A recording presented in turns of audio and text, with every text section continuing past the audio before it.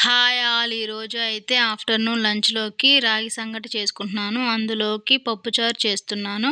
ఒక గ్లాసు కందిపప్పు నానబెట్టుకొని ఒక 1 అవర్ పాటు ఇలా ఉడికించుకోవాలి. 2 టమాటాలు, పచ్చిమిరపకాయలు, ఉప్పు వేసి ఉడికించుకున్నాననమాట. ఉడికించిన తర్వాత పోపు వేసుకోవడానికి ఒక బాండీ పెట్టి నూనె వేసి తిరగమాత గింజలు, ఉప్పు మిరపకాయలు, చిన్నుల్లిపాయలు, ఎర్రగడ్డలు వేసి వేయించుకొని దాంట్లో కలుపుకోవాలి.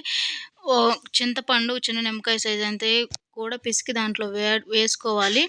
రాగి సంగటి ఒక గ్లాసు రైస్‌కి ఒక చిన్న టీ గ్లాసు రాగి పిండయితే వేసుకున్నాను. అలా ఉడకనిచ్చిన తర్వాత రైస్ మెత్తగా ఆ రాగి పిండిని గూడా వేసి అలా ఒక 5 మినిట్స్ వదిలేయాలి. ఈలోపు పప్పుచారు అయితే ఉడుకుతుంది. ఉడికిన తర్వాత సాంబార్ పొడి, పసుపు, కారం, ఉప్పు వేసి కలుపుకున్నాను. ఇలా మరుగుతుంది. రాగి సంగటయితే ఈ పప్పు గుత్తితో ఎనిపేసాననమాట. పప్పుచారు గూడా రెడీ అయింది. రాగి సంగటి గూడా రెడీ అయిపోయింది. టేస్ట్ అయితే చాలా బాగా వచ్చింది. మీరు కూడా ఇలా ఒకసారి ట్రై చేయండి.